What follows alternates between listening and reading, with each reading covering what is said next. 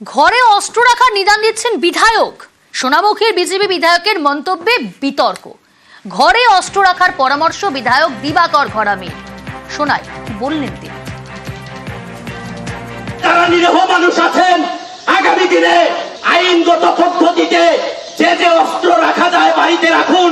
এই পুলিশের উপর ভরসা করবেন না। নিজেদের বাঁচার অধিকার আপনার আছে, সংবিধান দিয়েছে, তাই আপনি আপনার বাড়িতে আইন মেনে অস্ত্র রাখুন। নিজের সুরক্ষা নিজে গ্রহণ করুন। দেবব্রত রয়েছে টেলিফোন লাইনে। দেবব্রত, একজন জনপ্রতিনিধি বিধায়ক হয়ে ঘরে অস্ত্র রাখার নিদান দিচ্ছেন, কেন বললেন এরকম? একদমই দেখো, গতকাল যখন বিজেপির পক্ষ থেকে থানা ঘেরাও কর্মসূচি পালন করা হচ্ছিল, কারণ যে চাকরিহারা শিক্ষকরা রয়েছে তাদের উপর পুলিশ লাঠিচার্জ করেছে, তার প্রতিবাদে সোনামুখী থানা ঘেরাও কর্মসূচি ছিল।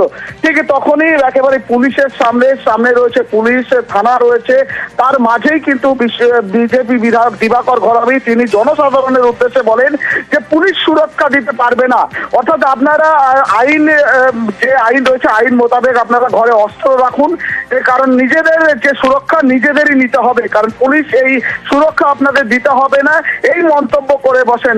যার জেরে এই বিতর্কিত মন্তব্যের জেরেই রাজনৈতিক মহলে চাঞ্চল্য ছড়িয়েছে। পাল্টা প্রতিক্রিয়া দিয়েছে তৃণমূলের দাবি যে শান্ত বাংলাকে অশান্ত করার চেষ্টা করছে বিজেপি, কারণ অস্ত্র নিয়েই তাদের কারবার, ওই দিবাকর ঘরামিদের কারবার, তাই তারা এই ধরনের মন্তব্য করছেন।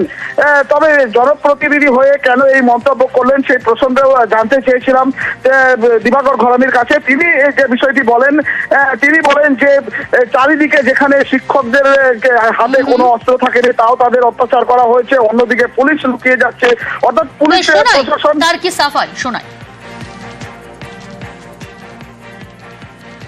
এই পুলিশ দলদাসে পরিণত হয়েছে, সাধারণ মানুষকে কেস দেবে, জেলে পুরবে, তার জন্য সাধারণ মানুষের সুরক্ষার জন্য এই কথা বলতে আমরা বাধ্য হয়েছি। আমরা বেআইনি অস্ত্রের কথা কখনো বলি না, সব আমরা রাখিও না, আইন হাতে তুলে নিই না।